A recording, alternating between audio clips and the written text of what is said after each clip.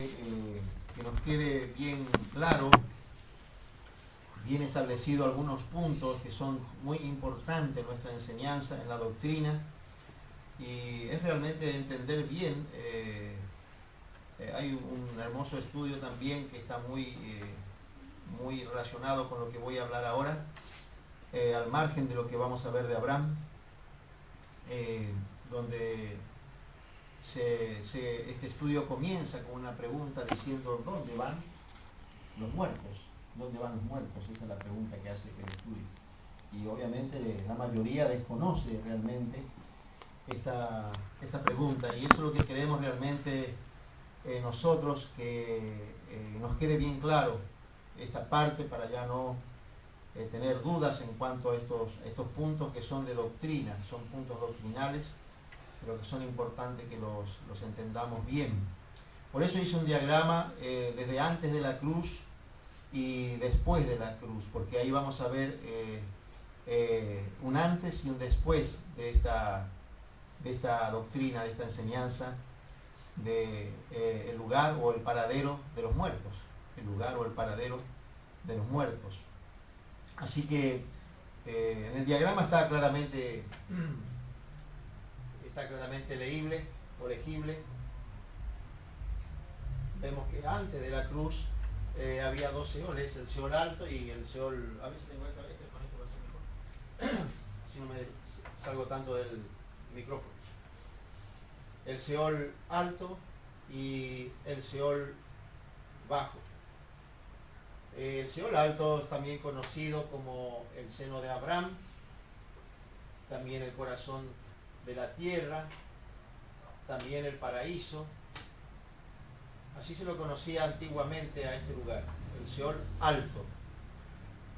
Y luego encontramos también un lugar que está mucho más abajo, también en la tierra. Tenemos que entender que lo que vemos antes de la cruz es aquí en la tierra, esto es aquí en la tierra.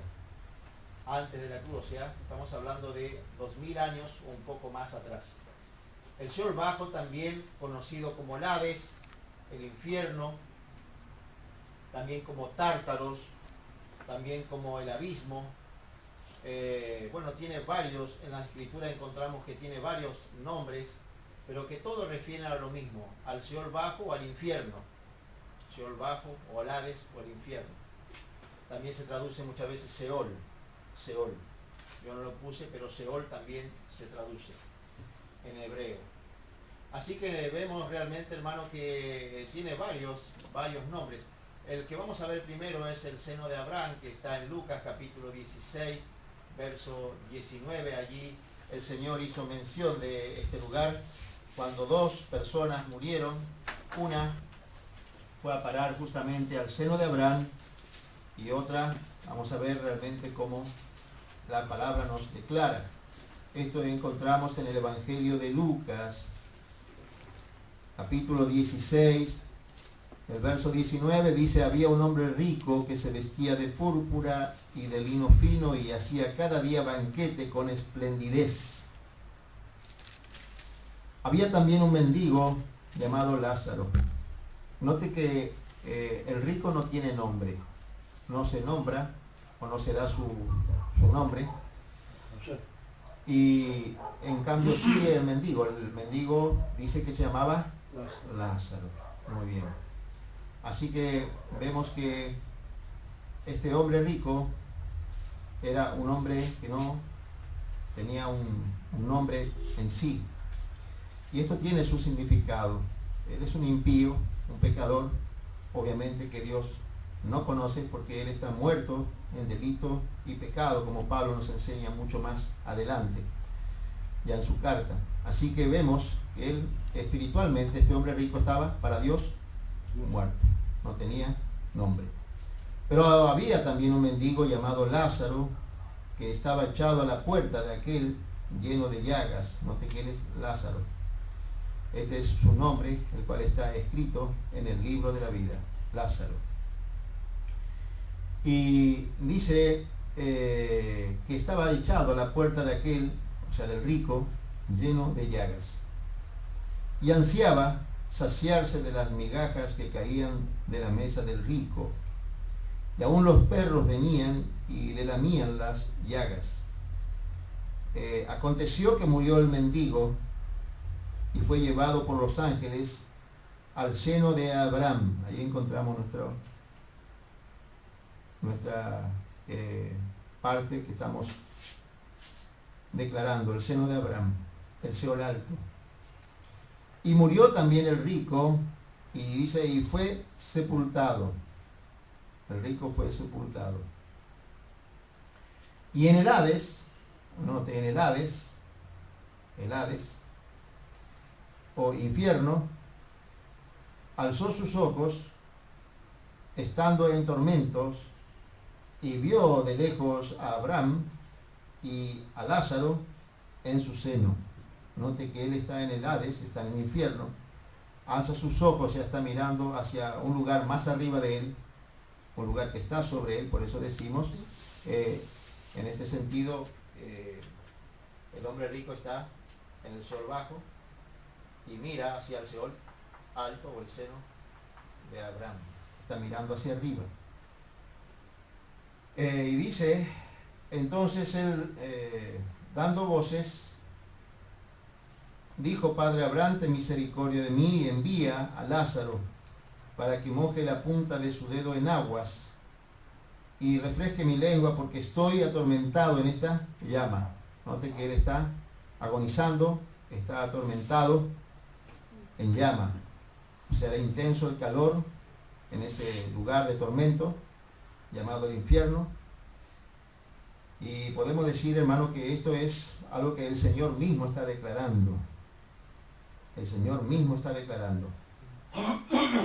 Así que Él dice, si puede Lázaro venir y mojar la punta de su dedo en agua y refrescar mi lengua, porque estoy atormentado en esta llama. Pero Abraham le dijo, hijo, acuérdate que recibiste tu bien en esta vida, y Lázaro también males, pero ahora este es consolado aquí y tú atormentado en el infierno. Atormentado en el infierno. O sea, este es consolado aquí en su lugar, Seol alto, paraíso, y este es atormentado en el infierno. Además de todo esto, una gran cima está puesta entre nosotros, note, una gran cima está puesta entre nosotros, o sea, los creyentes justos, y vosotros, los creyentes, los impíos injustos, porque así se le mencionaba también anteriormente a los justos, los que morían siendo justos, la morada de los justos, otro de los nombres que tiene también, que yo no lo puse.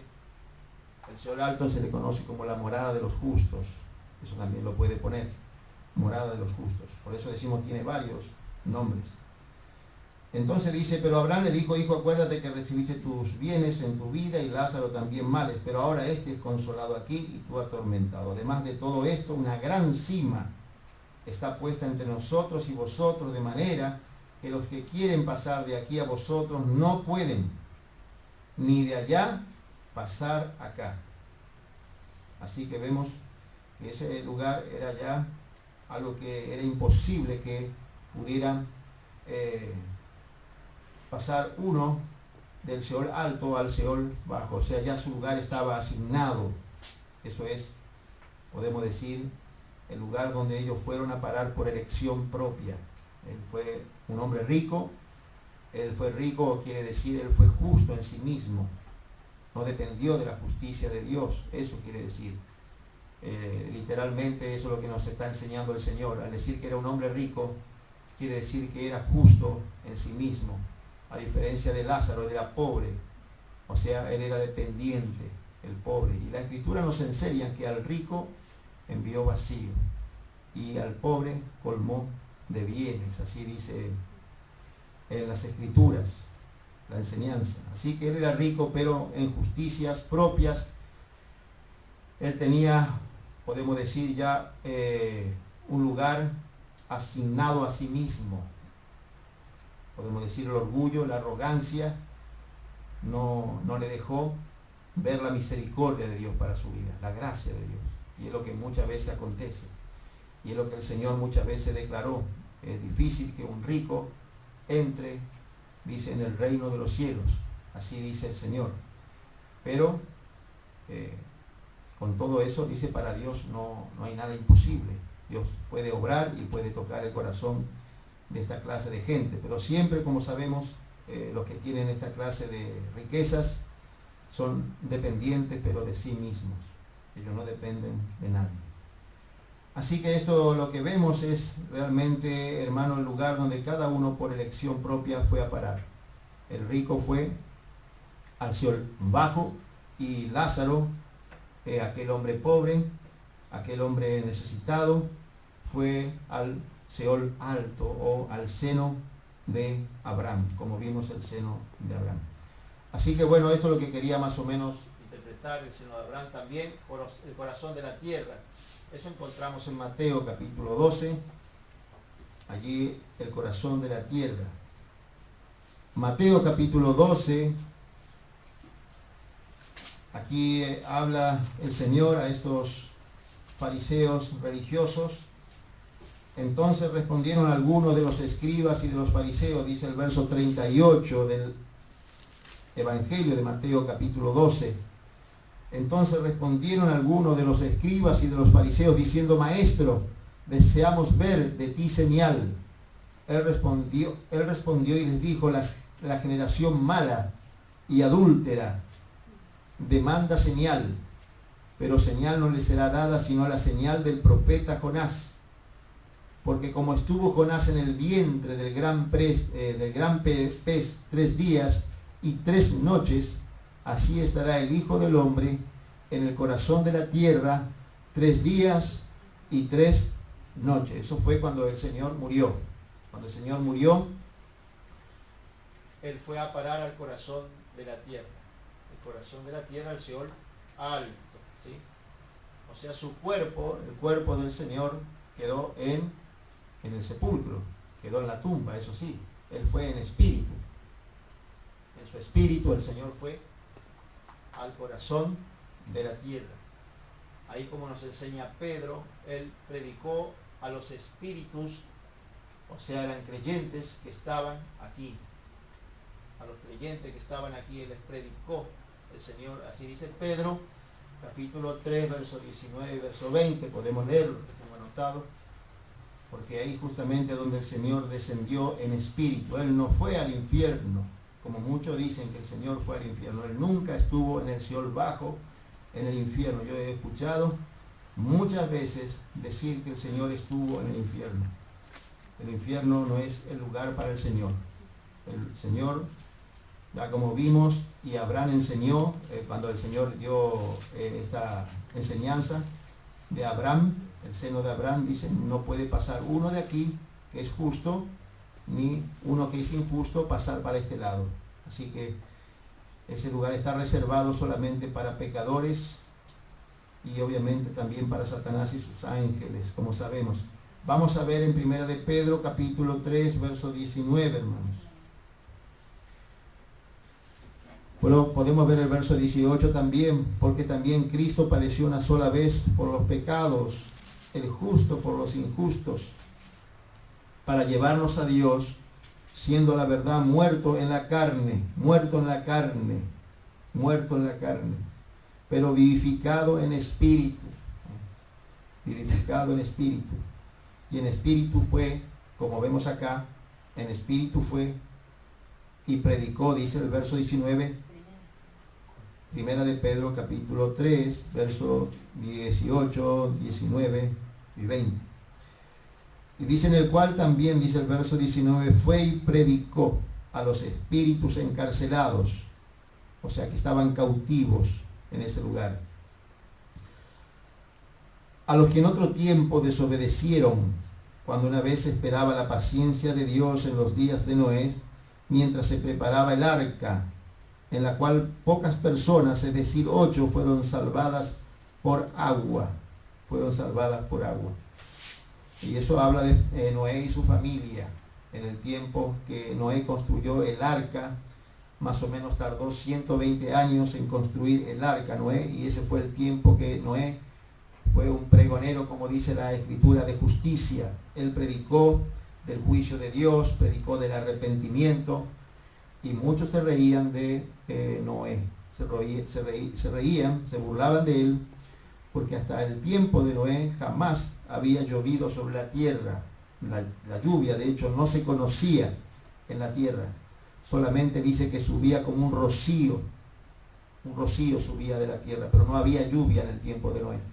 Hasta que sí, las cataratas, dice, de los cielos, las fuentes de los cielos se abrieron, y aún las de la tierra. Así que eso causó un gran diluvio mundial, y la tierra prácticamente quedó bajo agua. Así que toda esa gente que cuando Noé le predicó, no creyeron, cuando vino el diluvio, entonces ahí ellos se acordaron de la predicación de Noé y se arrepintieron antes de morir. De hecho, fueron salvos, pero no pudieron escapar del juicio. O sea, de la muerte. Pero sí escaparon de la condenación eterna. Por eso el Señor aquí dice que el Señor fue en espíritu al corazón de la tierra. ¿Sí? Al corazón de la tierra. Cuando dice, en el cual también fue y predicó a los espíritus encarcelados. ¿En qué Seol? ¿Alto o bajo? Seol alto, acá. Corazón de la tierra. Aquí. Él no fue abajo. Son espíritus que estaban encarcelados esperando que su fe se cristalizara. El Señor tenía que descender. Pero eso es ser salvo. Son salvos, claro. Son creyentes. Seol alto. Todos los que están en el Seol alto son creyentes, son hijos de Dios, son creyentes justos, son justos. Pero ellos están encarcelados en el sentido que están todavía en este lugar y tienen que esperar, obviamente, la resurrección del Señor para salir. Que es lo que Pablo nos enseña después en la carta a los Efesios, que vamos a ver ahora. Así que ellos estaban cautivos, como dice la Escritura. Dice Pablo que él llevó cautiva la cautividad. O sea que ellos estaban en un estado de cautividad en el sentido de que todavía estaban esperando ellos la redención. Por eso el Señor desciende, les anuncia la redención a ellos, la salvación cristalizada, y como vamos a ver, cuando el Señor resucita, ellos también son llevados con el Señor al tercer cielo. Eso lo vamos a ver después de la cruz. O sea, estamos viendo de la cruz ahora, que todavía el paraíso está aquí en la tierra, y el Señor está en el paraíso, está acá, en el paraíso, como dice Lucas, capítulo 23, verso 24. O sea que el paraíso todavía estaba acá en la tierra, todavía no había sido transportado, llevado por el Señor al tercer cielo. Eso es lo que tenemos que entender. Eran justos, eran creyentes, eran hijos de Dios, pero tenía que ser cristalizada su fe. Y en Lucas, capítulo 23, tenemos un cuadro muy hermoso de esto, estos dos penitentes que estaban al lado del Señor. Capítulo 23, verso 38, verso 39. Dice, y uno de los malhechores que estaban colgados le injuriaba, o sea, colgado al lado del Señor, diciendo, si tú eres el Cristo, sálvate a ti mismo y a nosotros. Respondiendo el otro, o sea, el otro que también estaba colgado, el otro malhechor, le reprendió a su compañero que estaba ahí, diciendo, ¿ni aún temes tú a Dios estando en la misma condenación?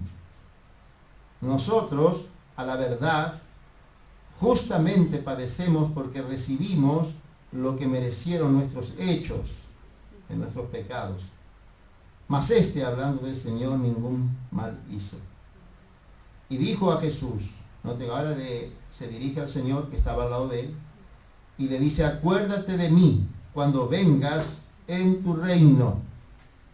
Entonces Jesús le dijo, de cierto te digo, que hoy mismo, estarás conmigo en el paraíso.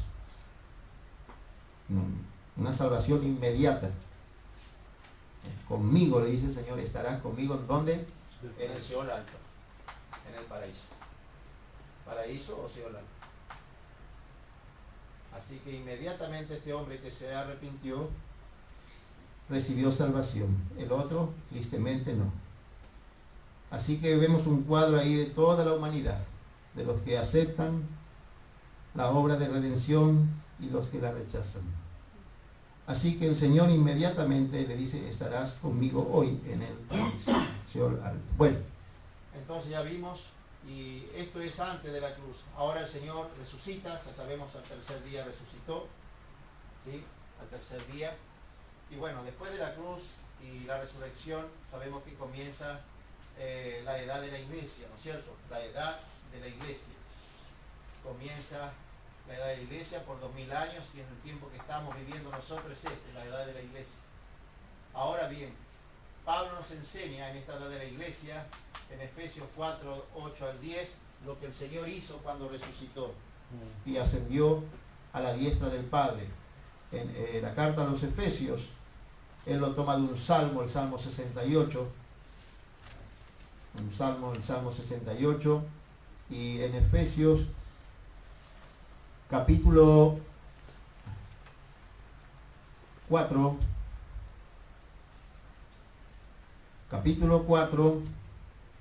dice claramente, el verso 8, por lo cual dice, ¿qué dice el Salmo? Por lo cual dice el Salmo 68, subiendo a lo alto, o sea, a la diestra del Padre, al tercer cielo, llevó cautiva la cautividad. Llevó cautiva la cautividad. Y dice, y dio dones a los hombres. Dio dones a los hombres. Y eso de que subió, dice el apóstol, ¿qué es sino que también había descendido primero a las partes más bajas de la tierra? Más baja de la tierra. El que descendió es el mismo que también subió por encima de todos los cielos, o sea, los primero, segundo y hasta el tercer cielo, para llenarlo todo.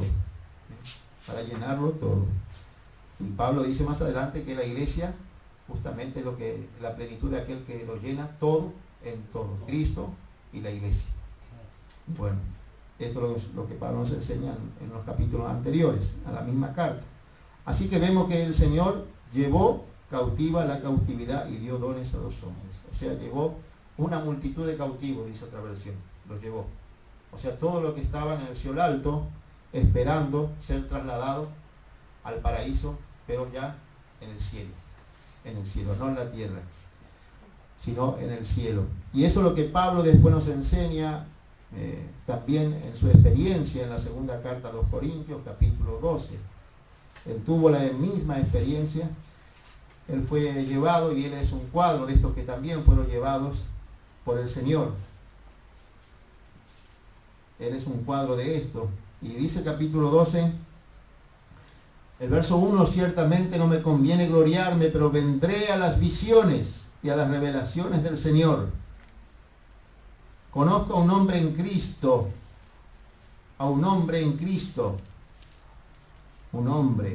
espiritual, maduro, que hace 14 años atrás, si en el cuerpo no lo sé, si fuera del cuerpo no lo sé, Dios lo sabe, fue arrebatado hasta el tercer cielo.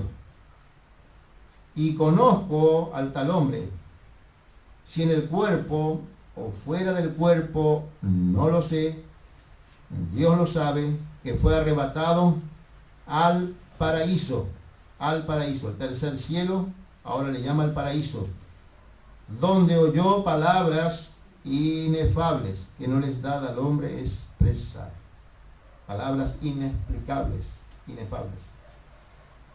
Así que vemos entonces ya con la resurrección del Señor, Él llevó cautiva la cautividad Después Pablo tiene esta experiencia, él la cuenta, cuando él fue arrebatado hasta el tercer cielo. Acá tenemos tercer cielo.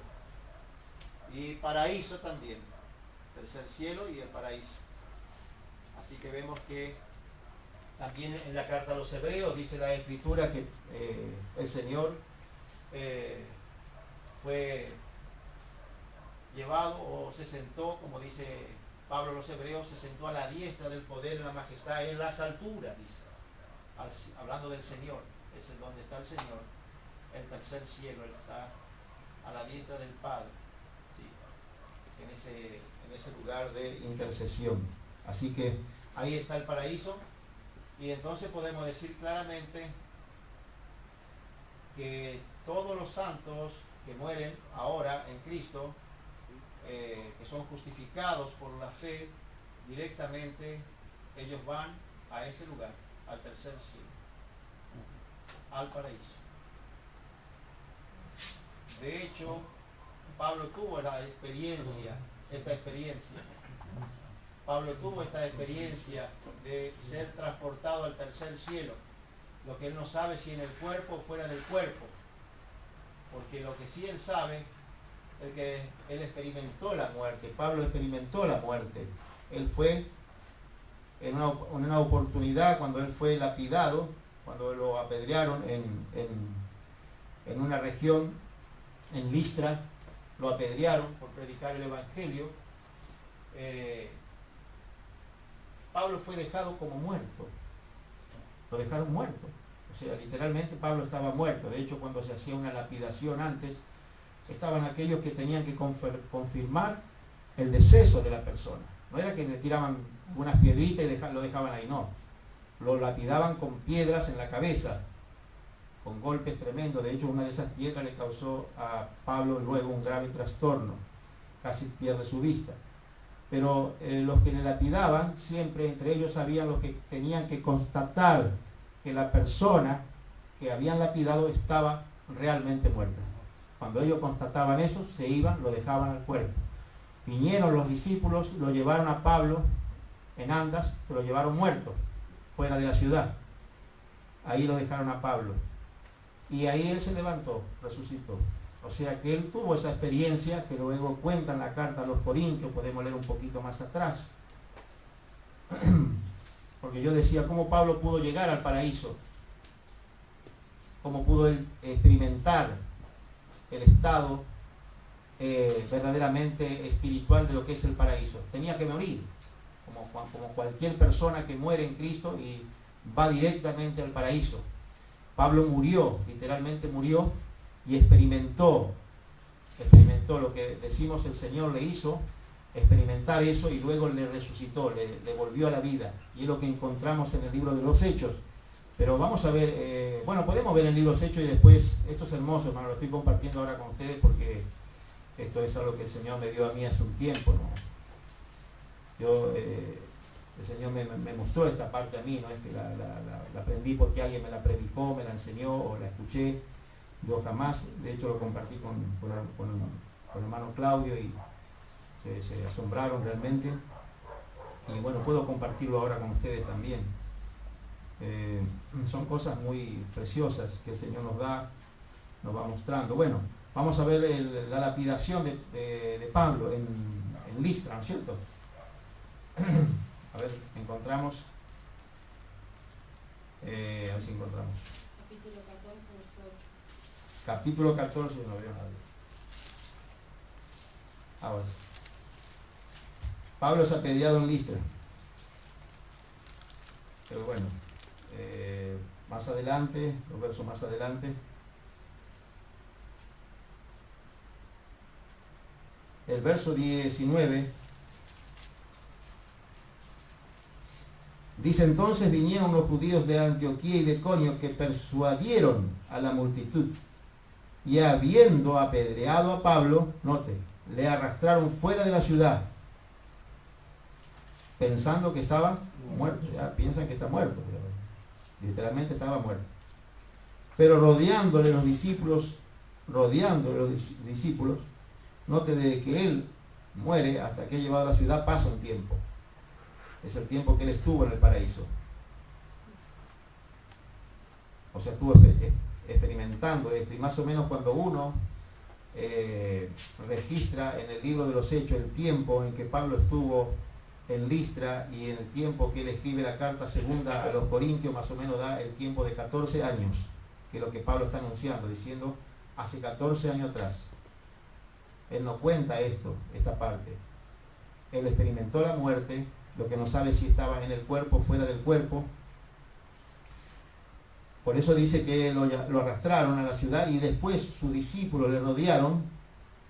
Rodeándole, los discípulos se levantó y entró en la ciudad, y al día siguiente, pero rodeándole los discípulos se levantó, o sea, se levantó resucitado. Se levantó resucitado. El Señor le levantó, le resucitó, él estaba muerto. Y entró en la ciudad, y al día siguiente, note, como si nada hubiese pasado, salió con Bernabé para Derbe. Y ahí comenzó nuevamente a anunciar el Evangelio. Ahora, ¿por qué decimos que Pablo realmente murió acá? Porque él en la segunda carta a los Corintios, antes de dar el testimonio, él cuenta esta experiencia en el capítulo 1 de la segunda carta a los Corintios, donde también él anuncia esa experiencia que él tuvo al ser transportado, llevado al tercer cielo. Entonces, el capítulo de la segunda carta, note lo que dice.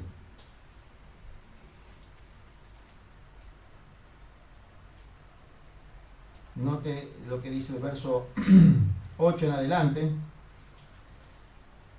Dice: porque hermano, no queremos que ignoréis acerca de nuestra tribulación que nos sobrevino en Asia, pues fuimos abrumados sobremanera, más allá de nuestras fuerzas, de tal modo que aún perdimos la esperanza de conservar la vida. Pero tuvimos en nosotros mismos sentencia de muerte, para que no confiásemos en nosotros mismos, sino en Dios, que resucita a los muertos. Y note lo que dice Pablo: el cual nos libró de la muerte, nos libró, y nos libra, y en quien esperamos que aún nos librará de tan gran muerte. ¿Qué le parece, hermano? O sea, realmente es sorprendente, pero Pablo experimentó la muerte. Después él cuenta todos los naufragios y todas las cosas que él pasó como obrero, los sufrimientos del apóstol, él los enumera uno por uno. Pero esto es algo maravilloso, lo que la Escritura nos enseña acá. Y bueno, en Listra él fue apedreado hasta la muerte. Después esa lapidación le causó casi la pérdida de vista, y él rogó al Señor, también cuenta. Pero note que volviendo a la segunda carta a los Corintios, muy hermoso cuando seguimos el relato, hermano. Esto es muy hermoso. Por eso Pablo estuvo en el paraíso. Él realmente estuvo en el paraíso.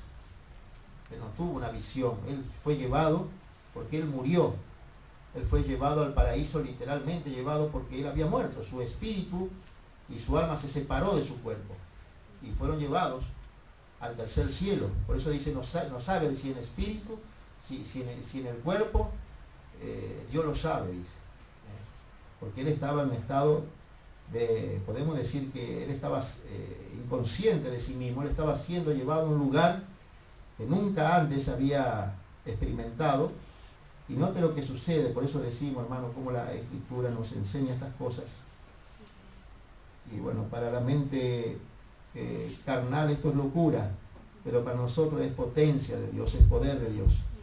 Dice el verso 5: de tal hombre me gloriaré. Capítulo 12, verso 5: de tal hombre me gloriaré, pero de mí mismo en nada me gloriaré, sino en mis debilidades. Sin embargo, si quisiera gloriarme, no sería insensato, porque diría la verdad. Está diciendo la verdad, pero lo dejo para que nadie piense de mí más de lo que en mí ve u oye de mí. Y note, para que la grandeza de las revelaciones, o sea, que estaba teniendo allí en el paraíso, en el tercer cielo, no me exaltase desmedidamente, me fue dado un aguijón en mi carne, un mensajero de Satanás que me abofetee para que no me enaltezca sobremanera. Respecto a lo cual 3 veces he rogado al Señor que lo quite de mí. Esa es la ceguera que él tenía, justamente por causa de una de esas piedras que lo afectó su vista. Ese fue como dice aquí, un aguijón en mi carne, un mensajero de Satanás, el mensajero que le tiró la piedra, por supuesto. Y dice, por tanto, y me ha dicho el verso 9, dice, bástate mi gracia, porque mi poder se perfecciona en la debilidad. Por tanto, de buena gana me gloriaré, más bien en mis debilidades, para que repose sobre mí el poder de Cristo. Y luego la palanca, el secreto del vencedor, dice, por lo cual, por amor a Cristo, me gozo en las debilidades, en afrentas, en necesidades, en persecuciones, en angustia, porque cuando soy débil, entonces soy fuerte. Cuando soy débil, entonces soy fuerte. Así que Pablo estaba en el tercer cielo, estaba mirando y oyendo cosas, como dice en el verso 4, palabras inefables, dice el apóstol, que no les ha dado el hombre expresar. Se cree que en ese arrebatamiento al tercer cielo se le reveló un bloque de verdad mucho más grande, impresionante lo que Pablo recibió allí en el tercer cielo. Por eso dice, para que la grandeza de las revelaciones no me exaltase desmedidamente en la carne, que nos hinchara, que nos engrandeciera. Me fue dado un aguijón en mi carne, un mensajero de Satanás que me abofetee, que lo tire para abajo, para que no me enaltezca sobremanera. Y así vemos, realmente, hermano, la experiencia que tuvo el apóstol fue maravillosa. Decimos que él sufrió más, como dice, más que cualquier otro apóstol, los azotes, como dijo. Él sufrió las veces que estuvo en naufragio. Cuenta también esa parte, esa experiencia, la cuenta acá mismo en la carta a los Corintios. Podemos leer, hermano, sí, porque no está de más. La carta a los Corintios, aquí en el capítulo 11, un poquito más atrás, antes de contar justamente esto que estamos declarando en el verso 12. Capítulo 11, note lo que dice, verso 23. Son ministros de Cristo, como si estuviera loco, hablo yo más. Como si estuviera loco, porque Pablo decía que era loco.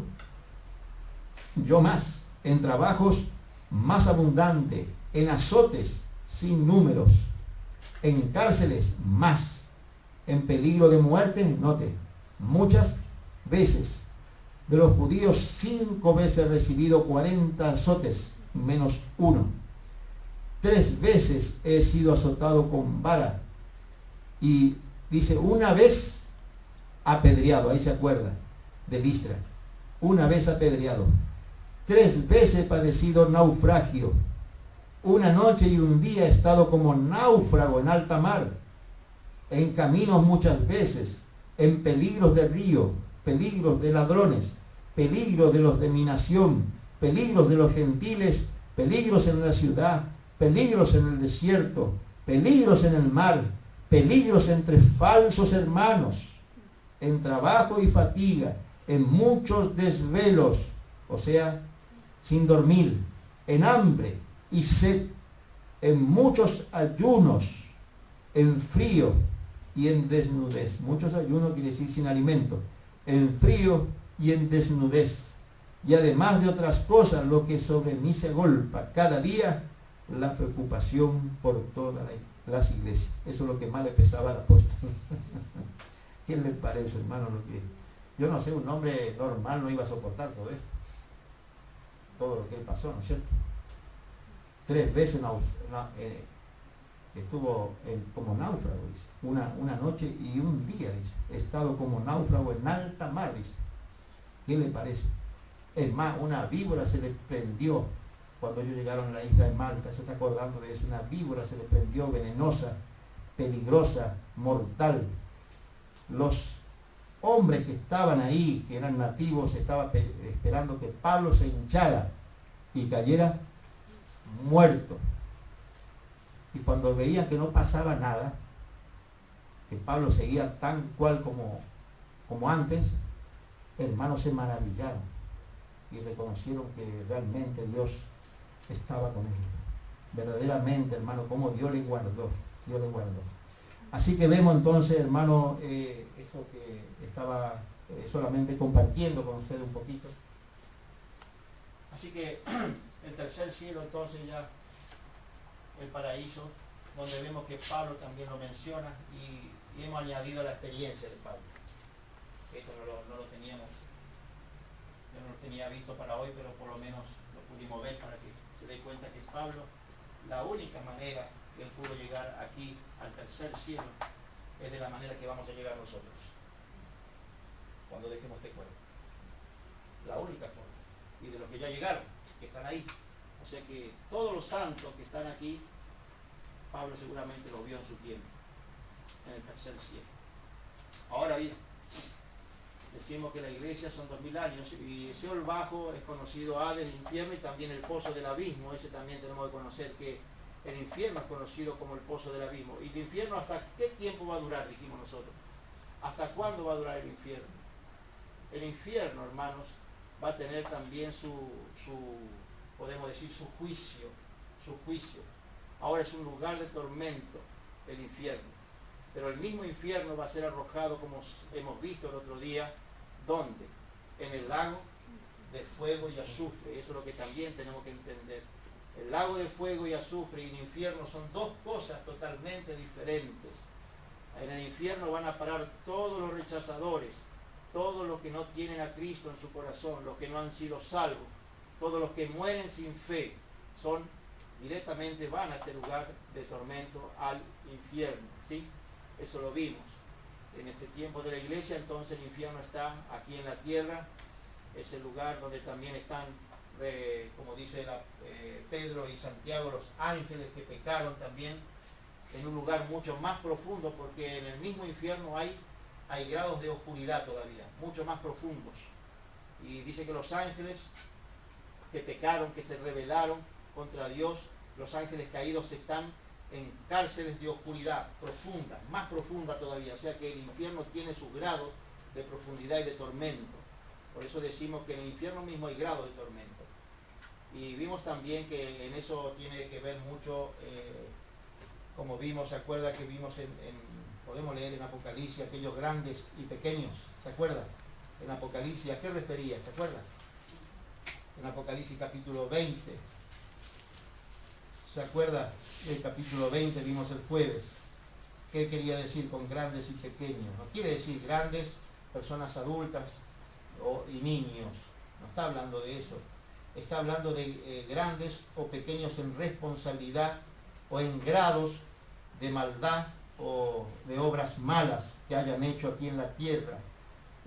Por eso dice el capítulo 20, verso 12, dice: y vi a los muertos, grandes y pequeños, eso cuando son levantados del infierno. Ellos son sacados del infierno, son resucitados ellos también son resucitados, estos muertos son resucitados, pero para juicio, para condenación, son levantados de ese lugar de tormento.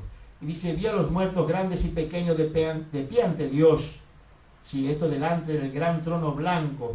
El gran trono blanco, hermano, se va a ubicar aquí, al fin del milenio, aquí. Aquí va a ser el gran trono blanco. Acá. A ver si al fin del milenio, acá, podemos decir aquí, vamos a hacer una sillita ahí. Ese es el trono blanco. Y acá estaban todos en pie, delante del trono blanco, los muertos que murieron sin Cristo, ¿sí? O sea, como dice la Escritura, vamos a seguir leyendo. El verso 12: y vi a los muertos grandes y pequeños de pie ante Dios, y los libros fueron abiertos, y otro libro fue abierto, el cual es el libro de la vida. O sea, el libro de la vida del Cordero, claramente. Y fueron juzgados los muertos por las cosas que estaban escritas, o sea, por sus obras malas, por lo que ellos hicieron, por la maldad que cometieron estando aquí en la tierra. Por eso dijimos, no es lo mismo que condenar, por ejemplo, a Hitler O sea, no tiene el mismo grado de maldad o de responsabilidad un Hitler aquí en el mundo que vivió, hizo lo que hizo, a cualquier otra persona común que haya muerto sin Cristo, y sin haber, por ejemplo, hecho daño o maldad a otros. Entonces en eso también Dios es justo. Dios es justo. Por eso dice, los libros fueron abiertos y fueron juzgados los muertos por las cosas que estaban escritas en los libros según sus obras. Note que son juzgados según sus obras, grandes o pequeñas. Pueden tener obras de maldad grandes como pequeñas. Y eso le va a dar el grado de responsabilidad y de castigo también. Y note el verso 13, y el mal entregó los muertos que había en él, y la muerte y el Hades, el infierno. El Hades o el infierno. Y el Hades también, la muerte y el Hades, entregaron los muertos que había en ellos, y fueron juzgados cada uno según sus obras. O sea, la muerte y el Hades entregan los muertos, son resucitados ellos. Ella no es parte de la primera resurrección, sino que es la segunda resurrección, que es para juicio y condenación eterna. Entonces dice que el infierno también abrió sus puertas y los entregó a los muertos que estaban acá para ser juzgados acá, al fin del milenio. ¿Sí? Al fin del milenio. Y luego, ¿dónde van a ser echados? Ellos van a ser echados, ¿dónde? Acá, al lago de fuego y azufre. ¿Y por qué van a ser echados? ¿Por sus obras malas? Dijimos que sus obras van a inferir mucho en el grado de tormento y dolor que van a tener por la eternidad, ¿no es cierto? Dios es justo en eso. O sea, por eso son juzgados por sus obras. Pero ¿por qué todos estos son echados al lago de fuego? Y eso lo dice claramente el verso 15. Y el que no se halló inscrito en el libro de la vida del Cordero fue lanzado al lago de fuego. Note que por eso ellos son echados acá, porque no están inscritos en el libro de la vida del Cordero, entonces son arrojados. Por eso dijimos que cualquier criminal sobre esta tierra, por más daño y maldad que haya hecho sobre este mundo, si se arrepiente realmente, si recibe a Cristo como su Salvador, la sangre de Cristo le limpia, le perdona y tiene vida. Está anotado en el libro de la vida del Cordero. Eso es lo que las multitudes no pueden entender. La gente razona, ¿cómo puede decir, este que hizo tanto mal va a ser salvo? O puede ser salvo, ¿no es cierto? Pero esa es justamente la gracia de Dios. La gracia no es para el justo, sino para el necesitado, para el que realmente reconoce su pecado y se arrepiente de ellos. Pero lo que vemos entonces que ellos son arrojados en el lago de fuego y azufre porque no están inscritos, anotados o registrados en el libro de la vida del Cordero, donde estamos nosotros. ¿Qué les parece? Entonces Dios justo, Dios dice, bueno, por esto yo los voy a echar en el lago de fuego y azufre. Sus obras son malas, eso va a, podemos decir, va a inferir en el grado de tormento y dolor que van a tener. Pero ¿saben por qué van a ser arrojados? Porque ustedes no recibieron a Cristo, a mi Hijo. Por eso van a ser arrojados en el lago de fuego y azufre. Y ellos al ver eso se van a dar cuenta por qué son condenados. Porque rechazaron la gracia de Dios. Imagínense. Así que bueno, en esto, hermano, es lo que estamos viendo. Así que bueno, decimos que también se le conoce como pozo de abismo, y en Apocalipsis encontramos varias veces el pozo del abismo, al infierno. Pero lo que queremos decir, el lago de fuego, para que quede claro, ¿cuándo se inaugura el lago de fuego? Porque el otro día yo no fui muy claro en esto. Este lago de fuego se va a inaugurar al comienzo del milenio, ¿sí? Cuando se produzcan los 7 años de juicio, de tribulación y gran tribulación. Entonces aquí, ¿quién va a inaugurar el lago de fuego? ¿Se acuerda? ¿Quién? ¿Quién lo inaugura el lago de fuego al comienzo del milenio? El anticristo y el falso profeta, que está acá. Anticristo y falso profeta. Después siguen 1000 años de reinado de paz y justicia del Señor. Luego, al fin del reinado de Cristo, como dijimos, se establece el trono blanco. ¿Qué pasa? Todos son juzgados, pero antes, ¿quién va a parar al lago de fuego y azufre? ¿A quién lo echan también? A Satanás, acá está. antes que esta gente sea echada al lago de fuego, Satanás es arrojado y le va a hacer compañía a sus dos socios, al anticristo y al falso profeta. Eso lo encontramos claramente en la Escritura, podemos leerlo para terminar ya. Sí, para que quede claro. En la Escritura encontramos estos tres puntos. En el capítulo 19 dice,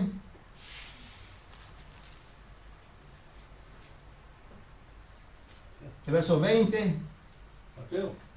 en Apocalipsis, capítulo 19, verso 20, Apocalipsis 19, 20 dice, y la bestia fue apresada, y con él el falso profeta que había hecho delante de ella las señales con las cuales había engañado a los que recibieron la marca de la bestia y habían adorado su imagen. Estos dos, note, estos dos fueron lanzados vivos dentro de un lago de fuego que arde con azufre. Ni siquiera murieron estos dos.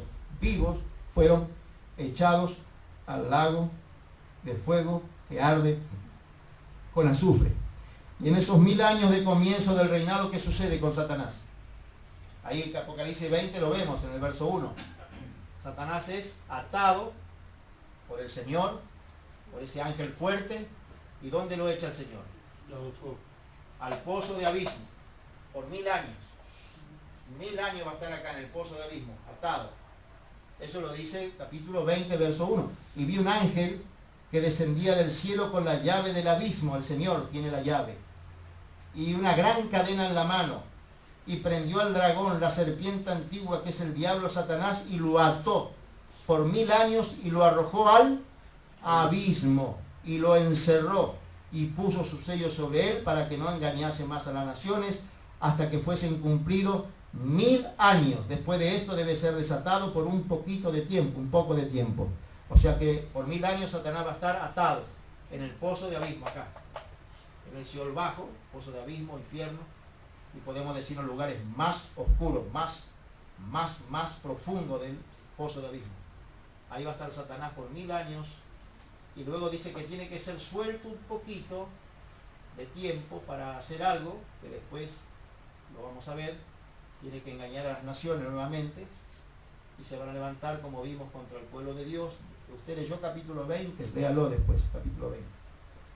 Pero se va a dar cuenta. Entonces, después de eso, ahí sí recién Satanás es, como dice el verso 10 del capítulo 20, dice, y el diablo que los engañaba fue lanzado en el lago de fuego y azufre, donde estaban sus dos amigos, la bestia y el falso profeta, y serán atormentados día y noche por los siglos de los siglos. Eso va a ser totalmente un tormento, hermano.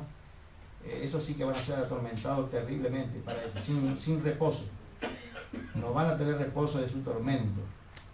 Note que después de que Satanás es arrojado en el pozo de abismo, en el lago de fuego y azufre, después que terminan los 1000 años, recién, ahí vemos, en el verso 11, el trono blanco. Y vi, dice Juan, un gran trono blanco, el verso 11.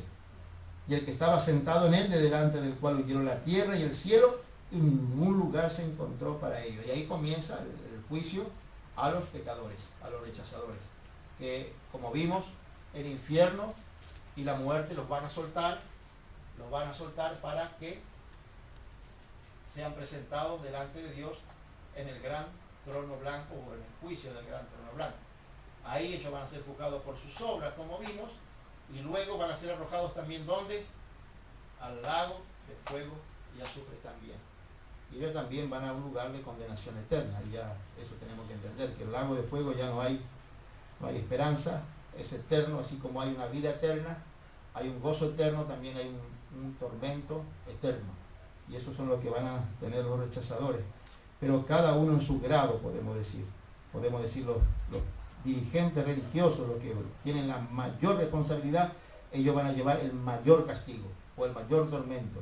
Y los que tienen obras terribles, que han hecho calamidades sobre la tierra, hermano, que nosotros no podemos ni imaginar, torturando, matando, haciendo cosas con su prójimo, totalmente terribles, ellos también van a parar ese lugar de tormento y de juicio eterno. Así que entonces quedó claro dónde van los muertos, ¿cierto, no?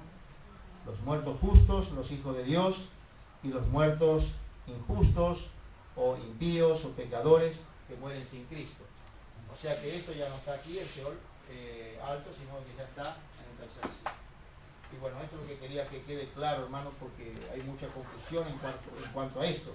Si hay alguna duda, me la puede preguntar, eso también, tenemos la posibilidad de preguntar. ¿Qué pasa con la iglesia que es legalista, que condena, que no conoce esto, Y no, y ellos teniendo que la te vida... habla de salvación, que No. vas al infierno, que te dicen que No. vas al infierno? Ah, bueno, sí, ellos dicen, pero como dice un hermano, aunque quieran irse al infierno no van a poder de ninguna manera, porque ya teniendo la vida de Cristo, ellos, aunque ellos no conozcan esta gracia tan grande, esta salvación tan grande que tenemos, y condenen, por eso dice Pablo, ¿quién condenará?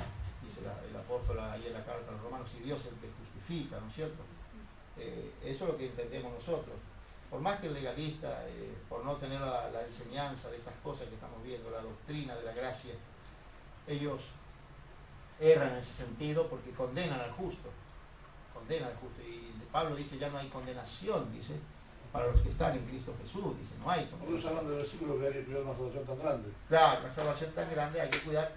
Y eso habla en el sentido claro, porque la salvación en su aspecto es muy grande. Empieza con nuestra justificación y termina con nuestra entronización con Cristo, glorificación, entronización. Entonces, lo que nos está enseñando Pablo ahí es que tenemos que cultivar esta salvación, que es prestar atención en el sentido de desarrollarla.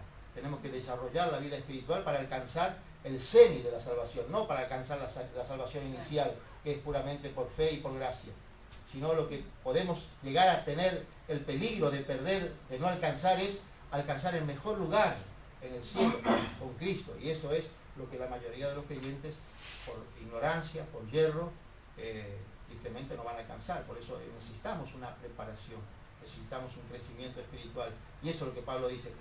Al hablar de cuidar la salvación, está hablando de crecer en gracia, crecer en esta salvación que tenemos, no cuidar en el sentido de temor que la voy a perder mañana, porque en ninguna parte de la Escritura declara eso. Y eso es lo que también transgiversa la Escritura y la mal aplican, y bueno, y obviamente otra vez para su propia perdición, porque es para perdición, porque no van a alcanzar lo mejor, tristemente. Van a alcanzar el lugar en el cielo, pero no van a alcanzar el mejor lugar, eso es indudable. Pierden la recompensa. Exactamente, sí, sin recompensa. Una Lo que te dio Dios, salvación